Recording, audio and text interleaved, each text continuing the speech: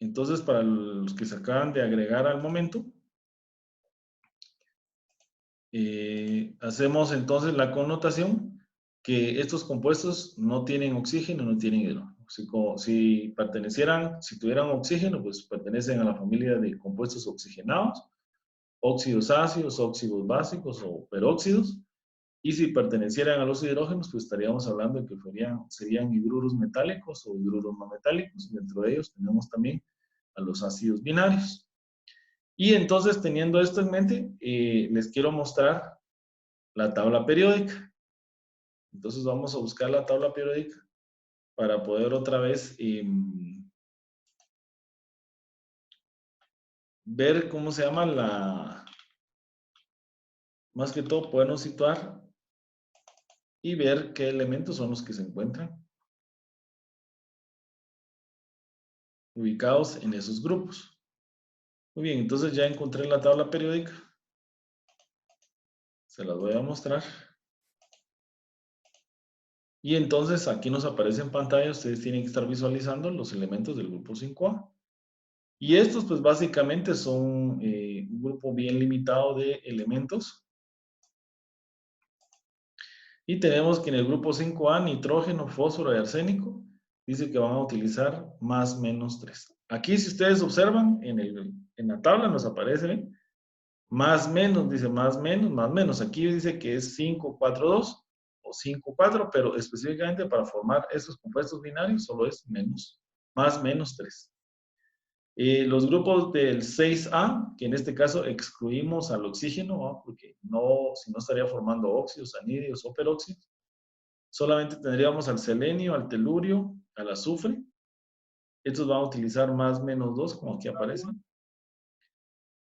Aquí, aunque el selenio solo aparece menos 2, puede ser más menos. Igual el telurio puede ser más menos 2.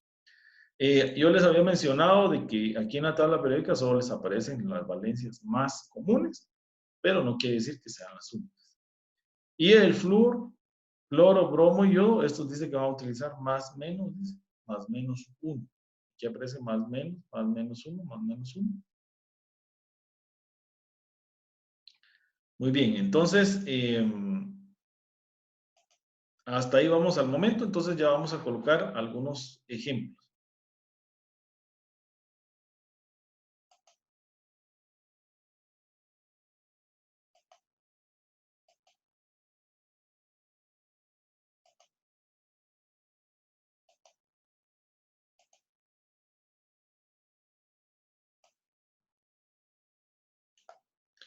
Muy bien, entonces vamos a tener nuestra pizarra.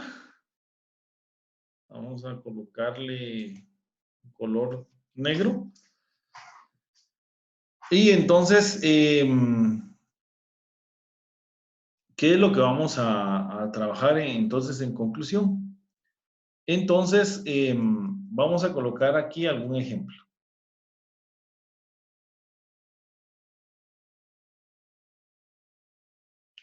Suponiendo que nosotros quisiéramos conformar un compuesto entre dos elementos, por ejemplo, uno del grupo 5A, podemos ir a la tabla periódica y en el 5A encontramos al nitrógeno, fósforo, arsénico. Se me ocurre a mí, por ejemplo, el fósforo. Y otro elemento que podría tomar, por ejemplo, del grupo 6A, se me ocurre a mí el fósforo. Entonces, suponiendo que yo quiero formar un compuesto entre no metales. Esto se puede hacer. Acá nosotros vamos a indicar de que el fósforo, por pertenecer al grupo 5A, va a tener que utilizar más menos 3, según la regla que vimos, y el azufre va a tener que utilizar más menos 2. Ahora, ¿cómo vamos a saber si es positivo o negativo? Pues lo que tenemos que buscar en la tabla periódica es cuál es el más electronegativo. Y lo vamos a seleccionar. Entonces vamos a ir, les voy a mostrar otra vez la tabla periódica. Solo que, permítanme, ahora les voy a mostrar, pero tiene que ser la parte posterior de la tabla periódica para poder ver bien lo que yo les quiero mostrar. Entonces aquí ya tenemos la parte posterior de la tabla periódica y vamos a ver la electronegatividad de los dos elementos que seleccionamos. Seleccionamos el fósforo, 219, y el azufre, 258. ¿Verdad? Entonces, que no se nos olvide, 219 y 258. Entonces, regresamos aquí a la pizarra. Y decimos de que el fósforo es 2.19 y el azufre es 2.58. Entonces, la pregunta sería, ¿cuál de los dos elementos es el más electronegativo? En este caso, el más electronegativo sería entonces el azufre. Como este es el elemento más electronegativo, este es el que va a tener la valencia negativa. Y el fósforo va a tener la valencia positiva. ¿Verdad? Entonces, en pocas palabras, podríamos nosotros decir que entonces el compuesto va a quedar de la siguiente manera. Azufre dice que puede ser más menos 2, pero como ya detectamos que es el más electronegativo, va a utilizar el signo menos. Entonces aquí le vamos a colocar menos 2. ¿Por qué es negativo? Porque es el más electronegativo. Y el fósforo, como es el menos electronegativo, entonces le vamos a utilizar el signo positivo. ¿Y qué va a ser? Más 3. ¿Qué hacemos ahora? Dice que se transponen los subíndices. Y entonces esto nos queda a nosotros como P2.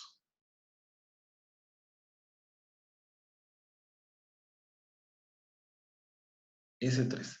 Este compuesto que está acá es un compuesto entre no metales. Y la pregunta sería, bueno, luego de haber conformado este compuesto, ¿cómo se llama? Pues aquí básicamente la regla sigue siendo de que el elemento más electronegativo tiene la terminación U y solamente se nombra el otro no metal. Quiere decir de que este en el sistema clásico se llamaría como, lo vamos a colocar acá, este sería un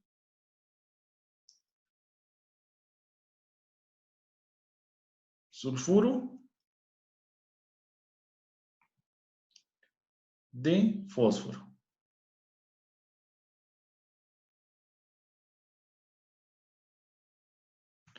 Sulfuro de fósforo. Sistema estequiométrico, utilizamos prefijos. ¿Qué prefijos vamos a utilizar? Como vemos acá que tengo un 3, sería tri. Y acá tengo un 2, sería di. Entonces diríamos que es un trisulfuro de difósforo.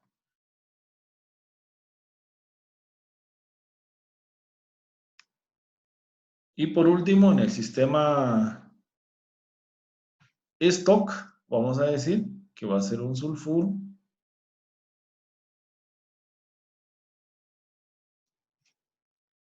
de fósforo. Y en este caso tenemos que listar cuál es la valencia del fósforo o el elemento menos electronegativo.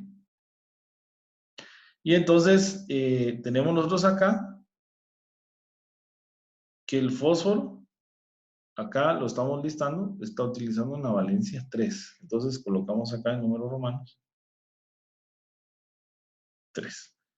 Acá tenemos nosotros entonces un ejemplo de un compuesto y lo estamos nombrando con los 3 sistemas. Sulfuro de fósforo, el azufre con la terminación uro, solamente más el nombre del elemento. Luego en el sistema estequiométrico pues utilizamos tri y di. Y en el sistema stock pues hacemos mención del fósforo, que es el elemento menos electronegativo, está del lado izquierdo. Y estamos listando que tiene una valencia número 3. Este sería un ejemplo de un compuesto no metálico.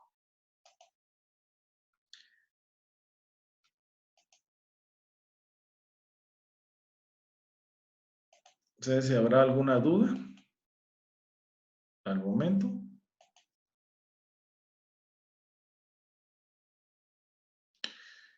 Aquí me está mostrando la Zoom de que ya solo tenemos como 3 minutos más o menos para que se termine la sesión. Entonces, otra vez, les pediría que si vamos a cerrar la sesión, pues se vuelvan a reconectar otra vez para poder continuar con la clase. Entonces, antes de dejar la sesión, pues alguna duda de lo que hemos visto hasta el momento.